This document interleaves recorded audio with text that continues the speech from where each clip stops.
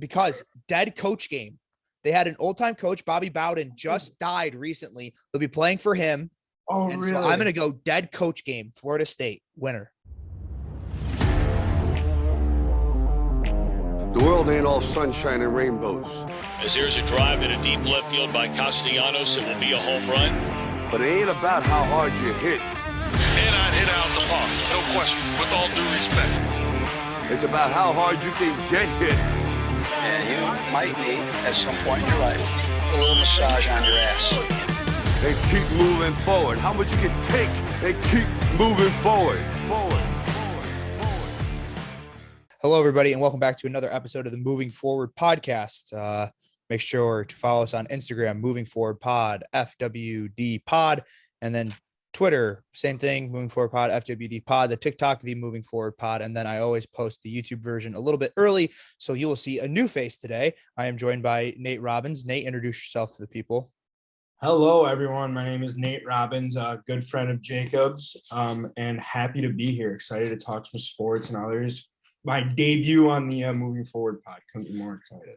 Yeah, a lot of the guys had a lot of different things going on today, and then we couldn't make it work tomorrow because obviously Michigan State plays tomorrow night, so definitely no recording during that.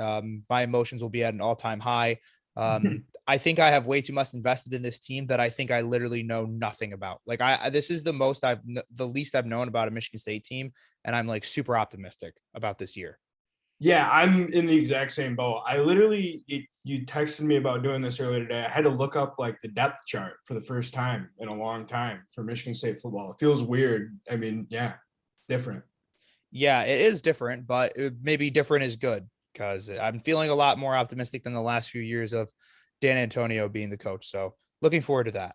Yeah, I think it's just the Tucker energy, man. Wherever, it doesn't matter who's on the field, as long as you've got him on the sideline, you feel good. Yeah, the man absolutely reeks swagger. Let's do some non-football talk first before we dive into the huge slate of games for week 1 of college football. So we're going to do a little love-hate. We're going to do love-hate, and then we're going to do some football picks. So first, let's start with some love-hate. Nate, what did you write down for your love this week? We're starting with love. Okay, hear me out. This one's a bit of a walk. I have Kiefer Sutherland as my love of the week. Hear me out. Little-known actor. Has been in a couple TV shows, but I bring him up as my love because I just started the show Designated Survivor on Netflix this week, and it's an absolute hit. I'm a huge fan, and then Kiefer really, he steals the show. He does a great job. Essentially, if you aren't familiar with the premise, is that the entire U.S. government dies in a Capitol bombing, and he is the department head that is chosen as a designated survivor and is thrust into the role as president, and it's fantastic. I really enjoyed it. So that was my love of the week. Yeah, I've seen I remember when the show first started airing. I didn't follow it for very long, but I watched the first few episodes and everything like that, and I was really into it. I don't know why I ever stopped being into it. He's a great actor, and the idea of it's kind of terrifying, but also like kind of a cool idea at the exact same time. So I think it'd be a show that I'd like more. I might have to go back and maybe appreciate it now more than it did when it first came out. I'm rolling into I just rolled through the second season of it. I've been getting through a lot of it pretty quick, but there's a pace change going into season 2. But just again, Kiefer, he's the love of the week. He's great. Yeah, he's absolutely great. And my love is Bad Monkey. Yes, it is. So if people don't know, DraftKings offers promos every single week of different slots or different table games where you play like $10, you get $5, whatever. And they do a slot of the week where you play $10, you get $10. I went through the first ones. I didn't really make very much money. I was like, this kind of sucks. And I keep on hitting. I'm seeing these little monkey faces pop up, and I get a couple bananas, and then I get one where it's like 3 rows of monkeys. And I'm like, whoa, it was a lot of monkeys. And I'm like, no more monkeys jumping on this bed. And it ends up being an $80 slot spin. I think I was spinning like $1 a hand, and it ends up being like an $81 win on one thing of slots. So that has now boosted my account into me being able to be on an absolute fucking heater streak of college football bets right now. I haven't missed a college football bet yet this year. Knock on wood. The only bet that I've lost this week is a first inning, no runs hit, because the Yankees decide to go hit a bomb Only their only hit of the inning was a home run. So I'm an absolute heater right now. And it all started with the Bad Monkeys. And when I say Bad Monkey, the only thing I can think of is like the Russian girl from New Girl just saying, monkey, monkey, Hey, monkey. monkey. Is that the scene where they're dancing in the back of the semi truck? Yeah, and they just keep on calling Jess the monkey because the monkey Yes. from this cartoon looks exactly like Jess. So when I say Bad Monkey, that's where it comes. That's what I mean. That's going to be a great image for the next time they roll out a promo for that slot. And if I could add a beat, that reminded me, your success in the slots this week is reminding me of second love is the boys, because the boys are back on the gambling train, and it's great. We got me and Jake are in a small group chat with some guys, and a lot of them have shifted out of the betting universe over the last couple months, and it really feels like everybody's back in. Oh, everyone's 1,000% back in. We know people are back in when Drew is starting to bet, and he's back in.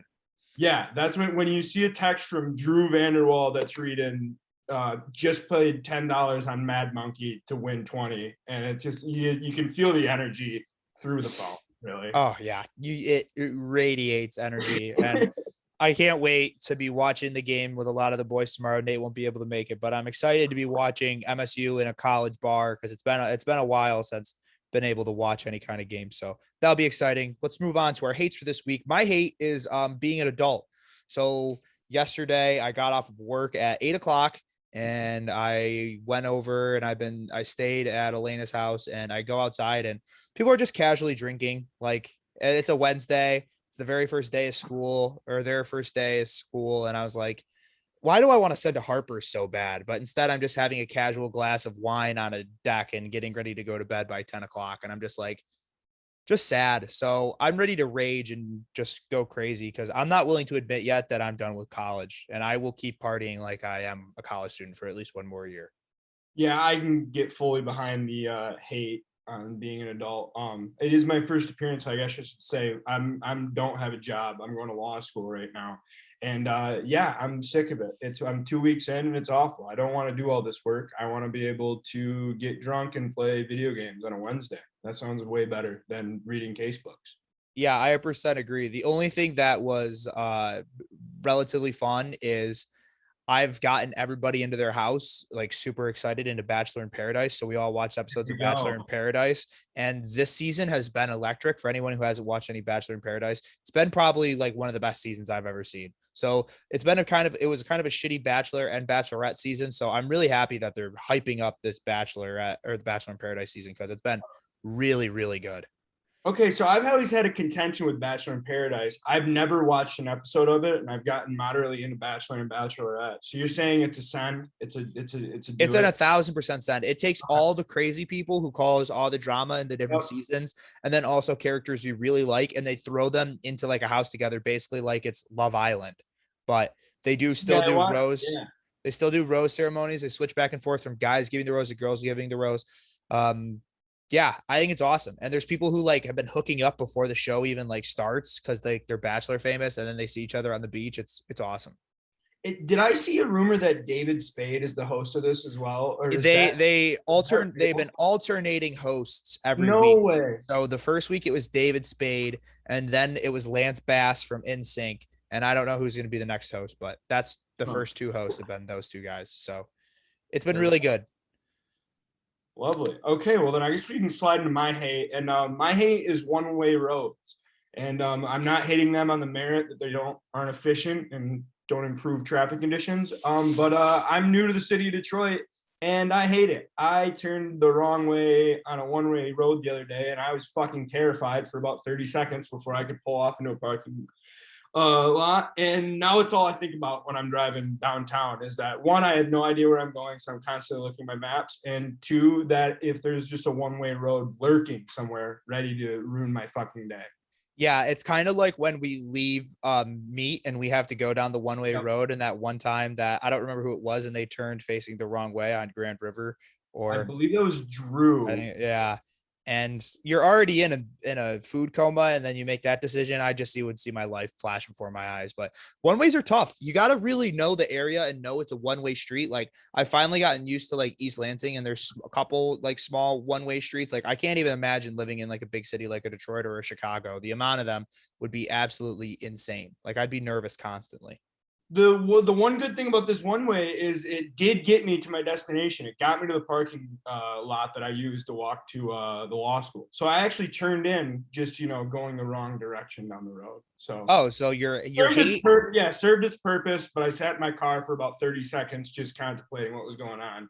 And the fact that I just drove a quarter mile the wrong way down. Yeah, there's nothing like that thrill of feeling like you just survived. We did it. Yeah.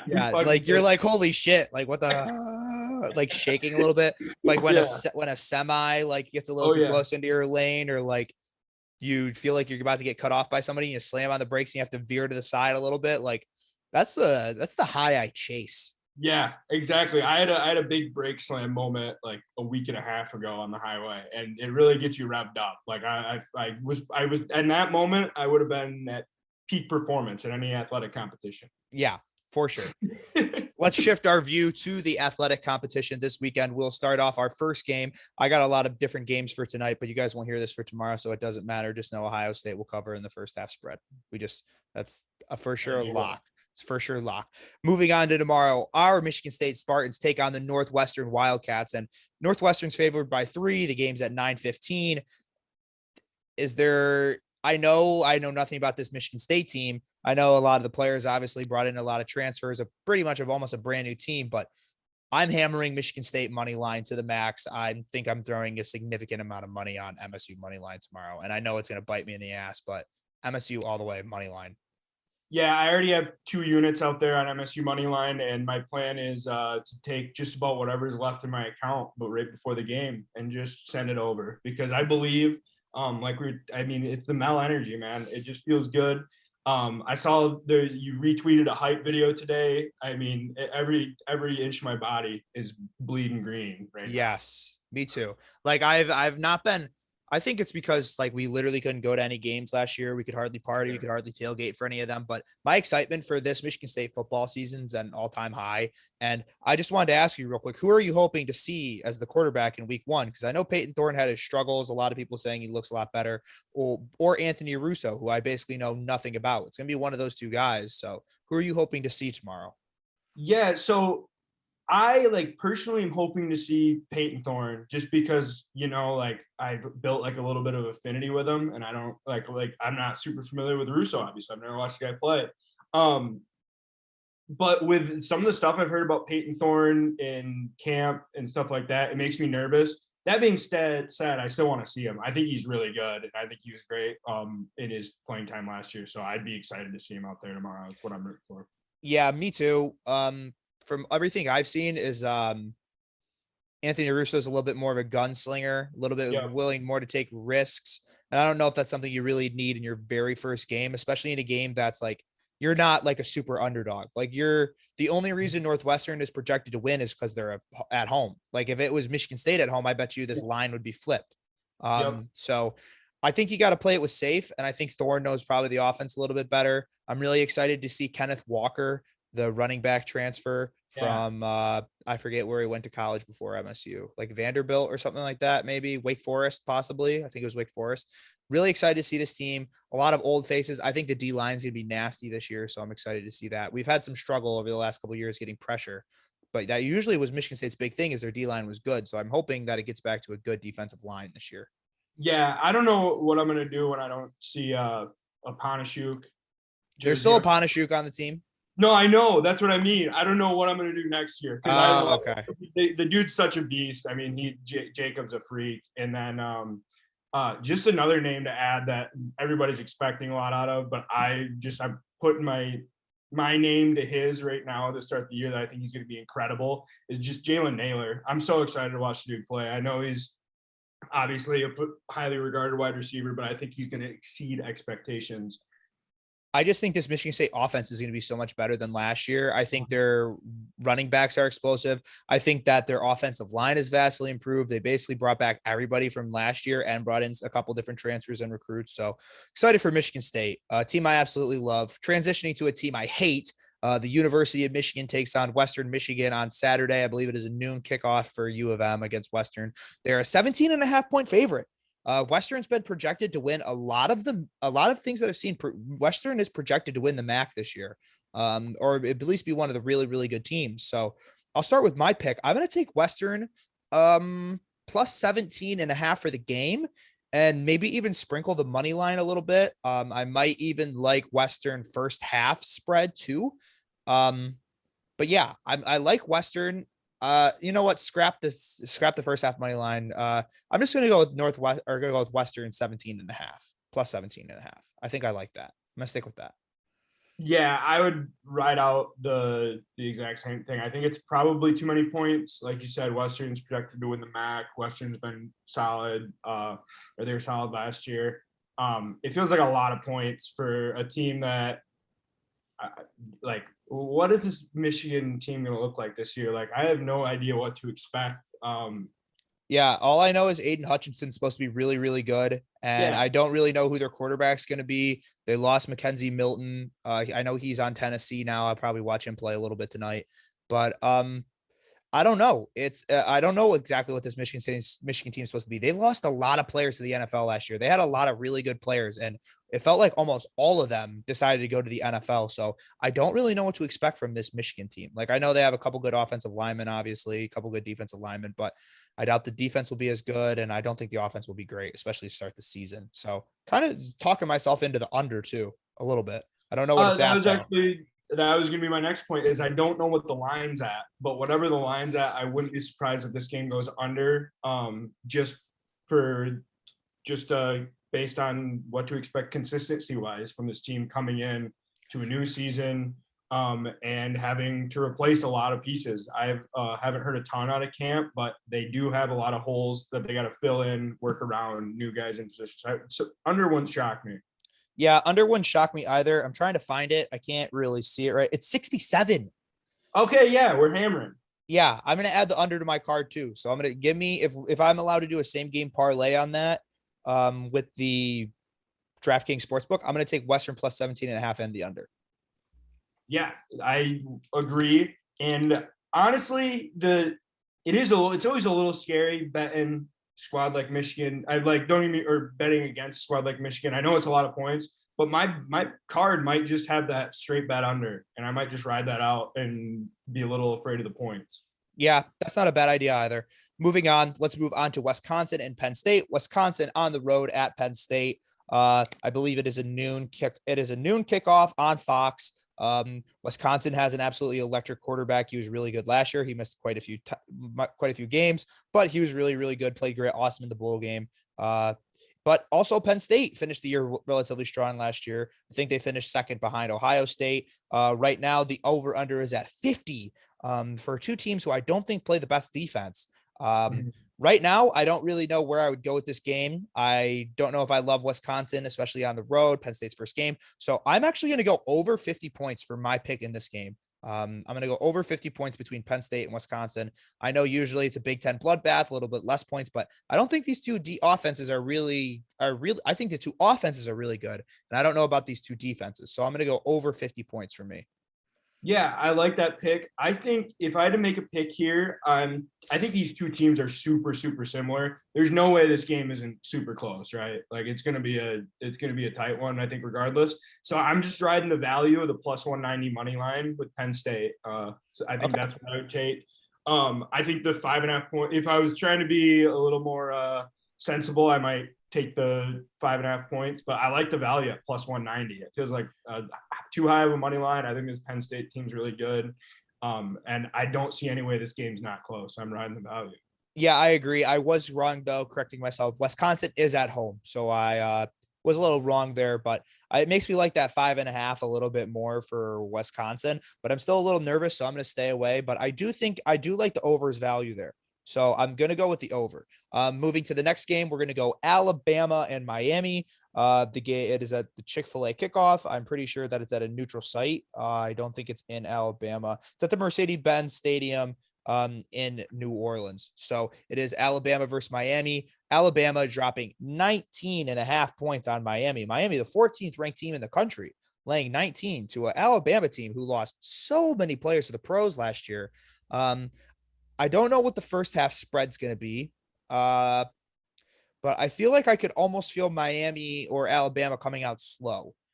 I don't know what it is, but I think I'm going to take, I don't want to bet against Alabama, but I'm going to take Miami plus 19.5 in this game. I think it's going to be a little bit closer than people think. I don't think this Miami team's bad, which I don't like to say because Michigan State plays them in a couple of weeks, but I'm going to take Miami plus 19.5.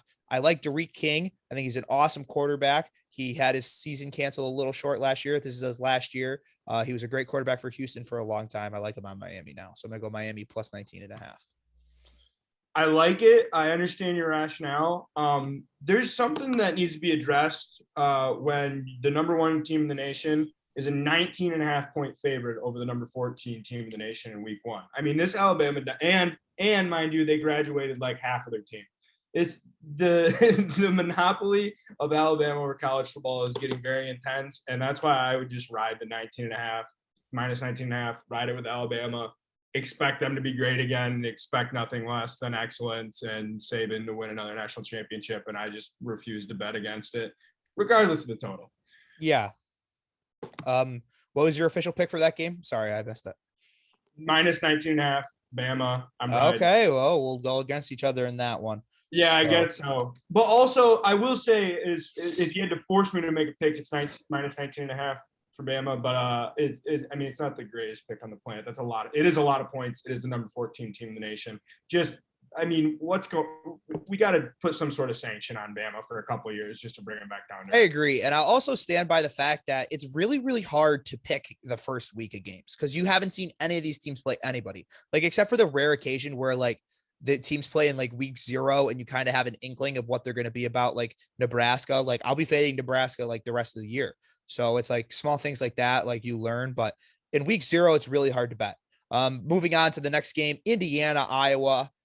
Indiana had an awesome year last year, surprised a lot of people. They were one of the best teams in the Big Ten, and Iowa kind of had a down year, but Iowa at home -3. Who do you like in this game, Nate? I like Indiana for all the reasons that you just talked about. I think I would take a little value with the money line again at plus 155. I know I'm really hammering away at these Big Ten home teams, which probably isn't the greatest idea. But that being said, for all the reasons that you just gave for Indiana, I like them. And I understand why the spread is where it is, but I think I would just ride out the money line for Indiana. Yeah, I'm going to go with you here. I'm going to ride with you. We'll be riders on this one. We'll both go IU money line. I do like Iowa this year. I think they're going to be a pretty good team. I bet you they finish probably close to 8-4. But I like Indiana's sleeper team this year. Like I think Ohio State's going to run away with the Big Ten, but I would not be surprised if Indiana might sneakily be the second best team in the Big Ten this year. No, I wouldn't either. And then that over-under sitting at 46. Is it enticing you at all? Because I'm looking at it, and it's enticing in which way? Because I think enticing in that. Because I think it could be the under. Yes, that's what I mean. Okay. Yeah. No. Exactly. Oh, so you want a double ride, same game parlay, IU money line, and the under? I don't, but I just might have to. You know.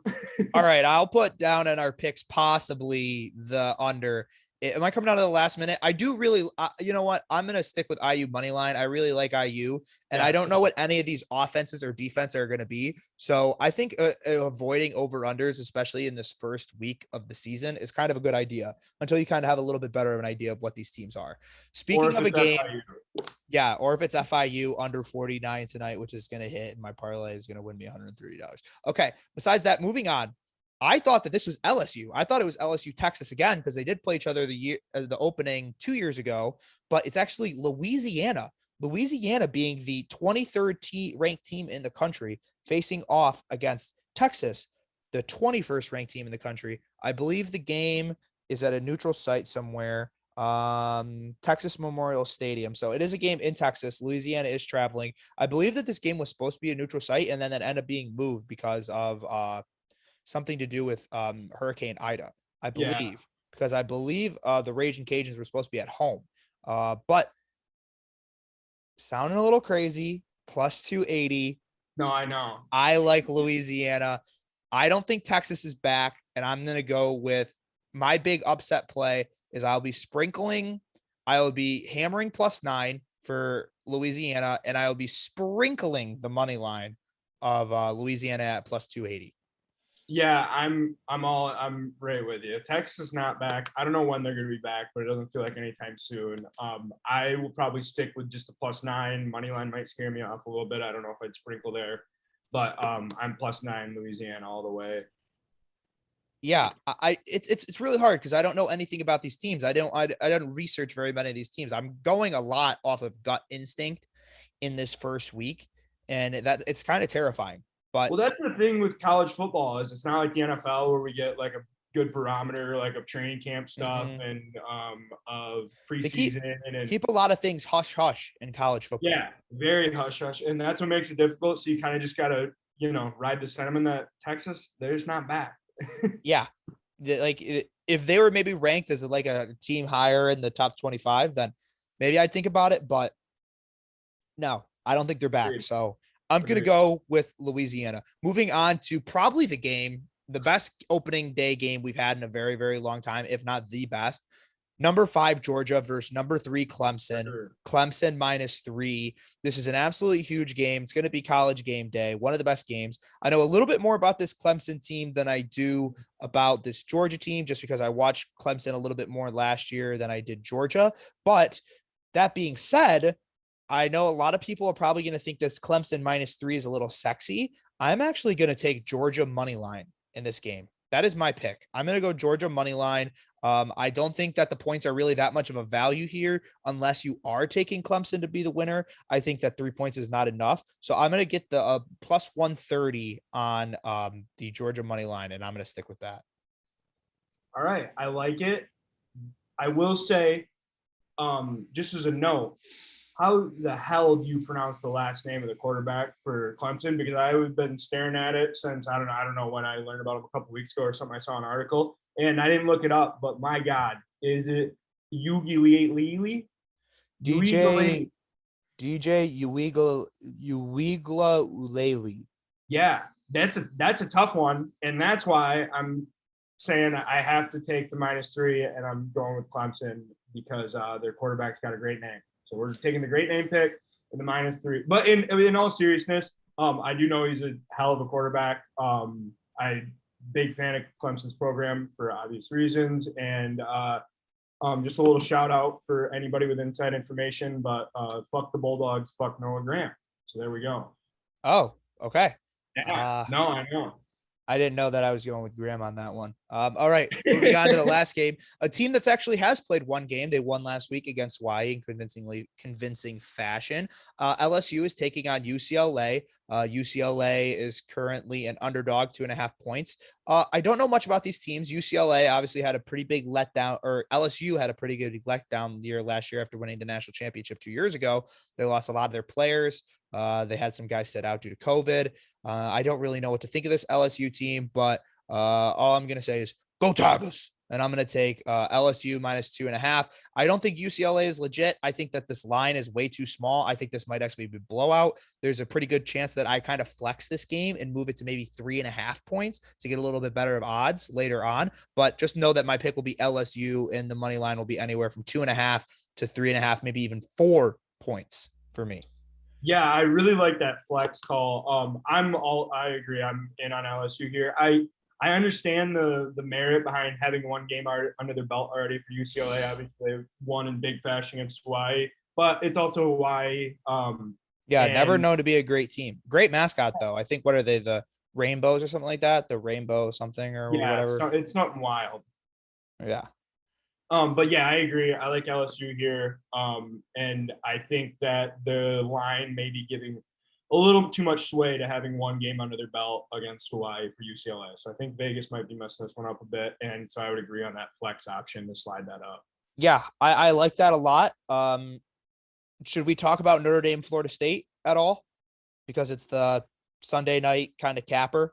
Yeah, Yeah, let's do it quickly. Florida State, I haven't been in love with. But you know what? I'm gonna take Florida State at, I believe they're at home, or is it a neutral site game? Let me look actually. Doak Campbell Stadium. I don't know what the Doak Campbell Stadium is. Is that the name of the? Yes, it is the Florida State home game. So I'm gonna be taking Florida State money line, a home dog, because dead coach game. They had an old time coach, Bobby Bowden, just died recently. They'll be playing for him.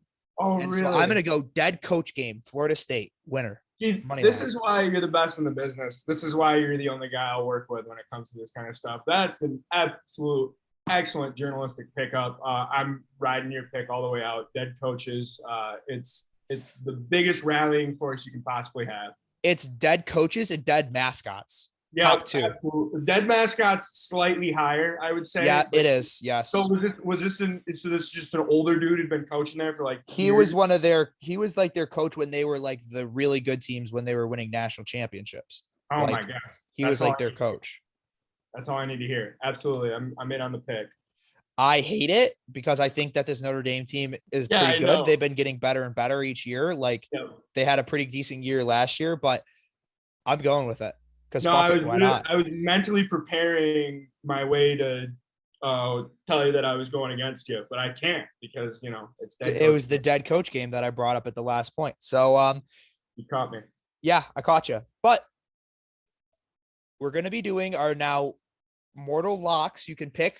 Let's do a game off of the slate that we haven't really talked about yet. A game that we didn't do, one of the major games. Mine's actually going to be Cincinnati minus 22.5 against Miami of Ohio.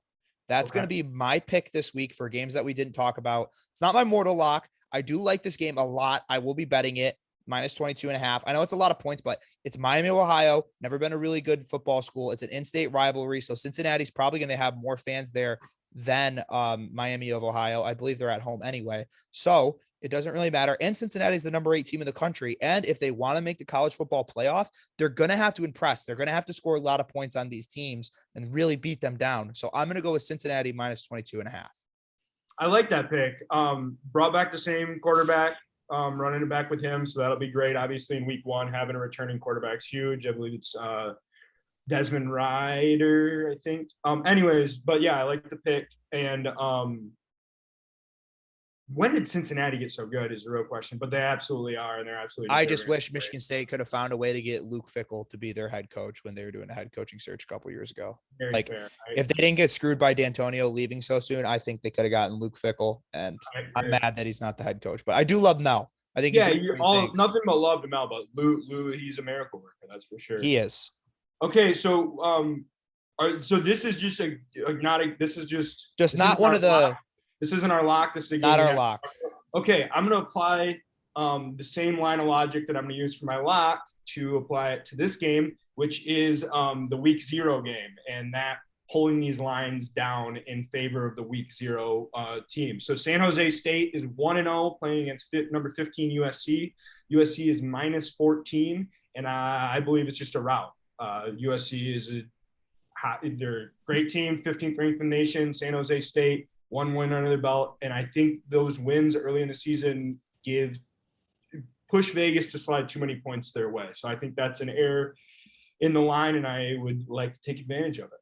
Yeah, for sure. I think that's a really good pick. I don't think the San Jose State team is bad, but I do think that I do think that USC will win quite convincingly. So good picks. Now let's get to our mortal lock. Looking through all the games, trying to find something that I really, really like. Oh, yes. Oh, hammer. All right. My mortal lock will be Illinois versus UTSA, University of Texas, San Antonio. Illinois is a home 5-point favorite to this team. Oh, wow. Illinois just beat the brakes off of Nebraska. Probably should have been a little bit more of a blowout than it was. So my mortal lock this week, or my lock, will be Illinois minus 5 against a inferior opponent in San Jose State. I like this pick. I think that this Illinois team is actually pretty good. I know Peters is out possibly, but I did like their backup actually a little bit more. The backup played fine. Played a lot better. So I'm going to go with Illinois -5 at home. I don't think they do that big of a letdown after Nebraska. I don't think Nebraska's good. And I don't think University of Texas San Antonio has to be that good either. Yeah, no, I agree. I think the backup's fine. He looks fine. Illinois put like 24 game minutes of football together in that game. That was excellent. Like really, really high level football. Now, towards the end, obviously they blew that lead a little bit going out, but the middle of that game, they played awesome. And so I like the pick. I know I was just talking about that week 0 bias, but I do not think this is a game where it applies. So I like the pick. And then for my mortal lock of the week, I am going Arizona State -45 against Southern Utah because Herm Edwards is going to have it running for the Sun Devils in week 1. I'm predicting a 53-point win for the Arizona State Sun Devils. Wow. Mortal enemy of the Michigan State Spartans because they've beat them the last 2 years in a row. Or I know 2 years in a row before. That's why we ride with Herm in week 1. Because he proved to us that he knows what he's going on in week 1. So I don't know anything about the Arizona State roster, but I do know that it's week 1. It's the Sun Devils, and they got Herm at the helm. So I'm riding it.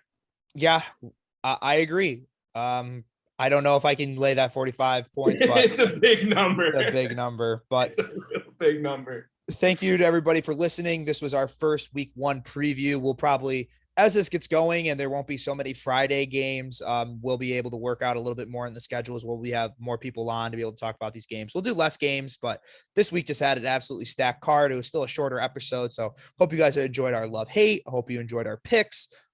Just to recap, basically Nate and I are telling you to put your mortgage on Michigan State money line tomorrow. It's a for sure thing.